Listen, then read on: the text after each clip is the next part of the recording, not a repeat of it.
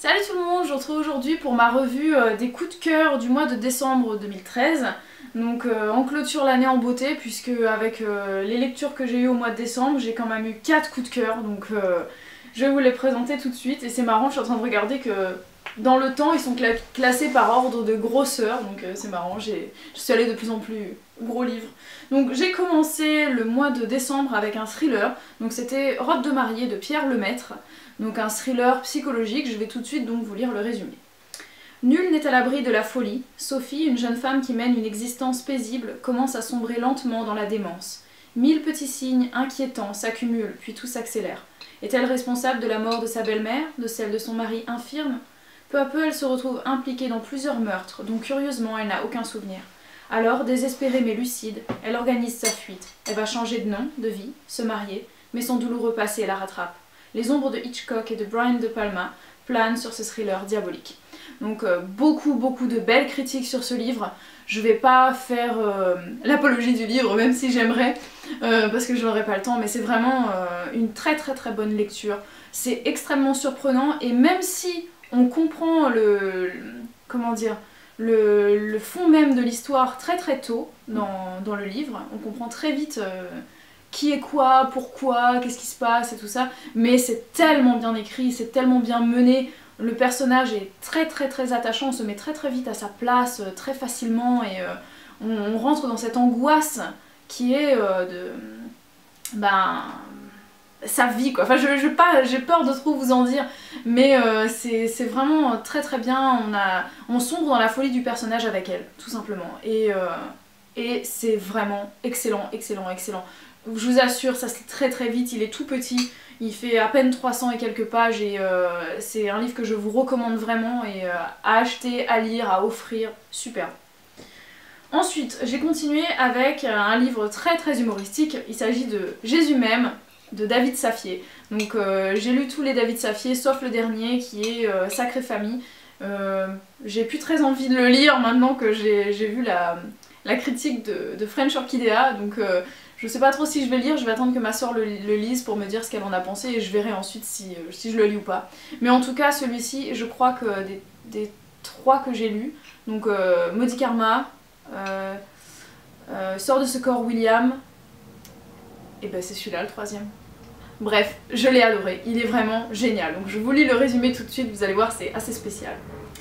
Grand, chevelu, une barbe soigneusement taillée et des yeux très doux. Quand Marie croise Joshua, elle est irrésistiblement attirée par ce charpentier au look des Bee Gees. Mais elle devra attendre pour rencontrer ses éventuels beaux-parents. Il dit être Jésus. Est-ce pour cela qu'il veut chanter des psaumes à une soirée karaoké? Qu'il tend l'autre joue quand l'ex de Marie en vient aux mains? Qu'il propose de rompre le pain, une pizza en l'occurrence, avec le premier SDF venu? Pas de doute, s'il est vraiment celui qu'il prétend être, Joshua a un profond retard à rattraper après plus de 2000 ans d'absence. Donc vu comme ça n'attire peut-être pas forcément, mais je vous assure que c'est tellement drôle et en même temps c'est tellement touchant. Les personnages sont géniaux et on tombe amoureux de Joshua qui est un personnage tellement attachant. C'est drôle et la morale est vraiment très belle puisque vraiment quand j'ai lu Maudit Karma et Sort de ce corps William, et ben c'était la même chose à chaque fois, il y a une morale qui est évidente et qui est vraiment très belle. J'ai un petit peu l'impression de lire des fables de La Fontaine en version roman de notre époque, je sais pas, mais c'est vraiment très drôle et la morale est toujours très vraie, très juste, très profonde. Et je crois que celui-ci est mon préféré pour l'instant, vraiment, et j'aurais pas dit, hein, parce que je peux vous assurer que je suis, étant pas très croyante moi-même, j'avais un peu de mal, et finalement, quand on a terminé, on ferme ce livre, et ben je pense qu'on peut commencer à croire un petit peu aux entités supérieures et tout ça, et c'est plein d'espoir ce livre, et je l'ai vraiment adoré, pareil, je vous le recommande vraiment très fort. J'ai ensuite poursuivi sur les coups de cœur avec un livre de Chiclite qui est plutôt de la littérature, je dirais, contemporaine. Donc c'est Merci pour les souvenirs de Cecilia Ahern. Donc je vous l'avais présenté de manière très expéditive dans mon dernier point lecture. Donc là je vais rentrer un petit peu plus dans les détails. Donc on commence avec le résumé. Après un accident qui a bouleversé sa vie et détruit son mariage, Joyce Conway ne doit la vie qu'à une transfusion sanguine. Pourtant, des phénomènes étranges se produisent. Elle se souvient des choses qu'elle n'a pas vécues. Elle peut parler pendant des heures de Paris alors qu'elle n'y a jamais mis les pieds. Dès lors, Joyce n'aura qu'un but, découvrir à tout prix qui lui a donné son sang, dans l'espoir de comprendre ce qui lui arrive, et retrouver le bel Américain dont elle a fait la connaissance le jour de sa sortie de l'hôpital. Donc là, c'est un roman, c'est pas fantastique, hein, mais voilà, effectivement, une jeune femme qui frôle la mort est sauvée grâce à une transfusion sanguine, et la personne qui lui a donné ce sang, en fait, est un homme qui travaille dans le milieu de l'art, de l'architecture et tout ça, et elle finit par avoir ses connaissances, elle commence à avoir des souvenirs qui ne lui appartiennent pas, et en fait elle est en espèce de communion avec cette personne qui lui a donné son sang, et elle essaie de le retrouver tout simplement pour entrer en contact avec lui. C'est une très belle histoire d'amour, c'est vrai que le fond est peut-être pas très réaliste, on va dire, mais quand on se laisse un petit peu aller, on laisse son imagination un petit peu voguer, c'est vrai que c'est quelque chose qu'on finit par croire à cette situation. L'histoire d'amour est très belle. La relation qui m'a le plus touchée dans ce livre, contre toute attente puisque on n'en parle pas du tout dans le résumé, c'est la relation entre le personnage principal de Joyce et son père. Vraiment, c'est une tellement belle relation. Je sais pas si vous avez vu la série télé Fringe, mais le vieux, d'ailleurs je me rappelle plus comment il s'appelle, je sais plus Walter. Walter, donc dans Fringe, c'est le père de Joyce. Vraiment c'est le même, et il m'a fait rire à plusieurs reprises pour plein de situations vraiment loufoques, puisque c'est un vieux monsieur qui n'a jamais bougé de sa campagne, et puis quand il commence à rentrer un petit peu dans la civilisation, c'est vraiment juste trop drôle, et il est très très attachant. Et puis c'est un beau message sur le don du sang, voilà, c'est quelque chose que je devrais faire. Je suis comme le personnage de...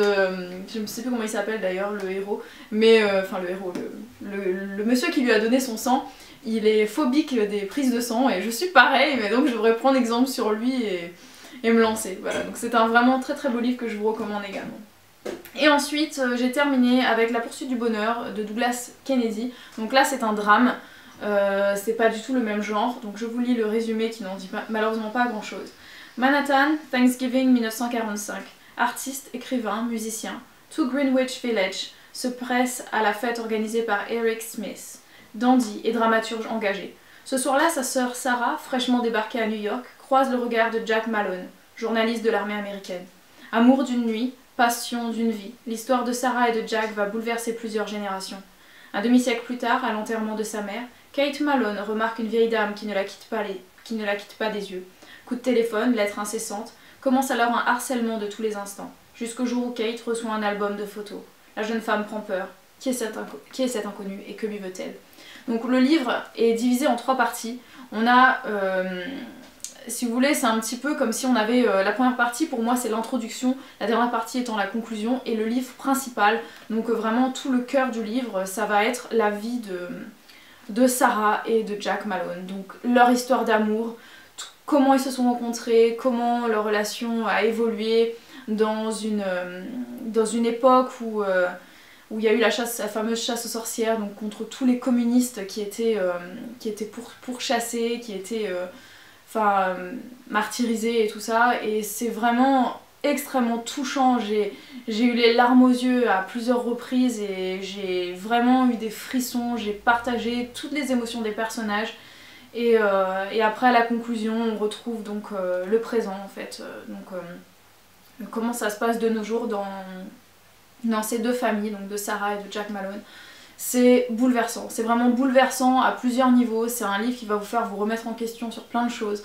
Et pour moi vraiment, le thème principal de ce livre c'est le pardon, et un petit peu les dangers que peuvent avoir nos actes quand on pardonne quelqu'un ou qu'on ne le pardonne pas, la vengeance, le remords, le deuil, il y a plein de ces thèmes qui reviennent, mais le pardon est central, et c'est très très beau. C'est vraiment un très très beau livre, c'est mon préféré jusqu'à présent de Douglas Kennedy. Je l'ai vraiment juste adoré, voilà. Et je vous le recommande très très fortement, mais âme sensible s'abstenir, puisque si vous, comme moi, vous êtes un petit peu des madeleines quand vous lisez des livres touchants comme ça, vous risquez de verser votre petite larme. Voilà, donc j'espère que cette petite vidéo sur les coups de cœur vous a plu. Je vous souhaite une excellente année 2014, qu'elle vous apporte tout le bonheur que vous méritez. Et voilà, plein d'amour, plein de santé, et puis bien sûr le bonheur, pour moi c'est le plus important. Donc gardez le sourire, la pêche, et puis je vous retrouve très vite pour de nouvelles lectures. Ciao!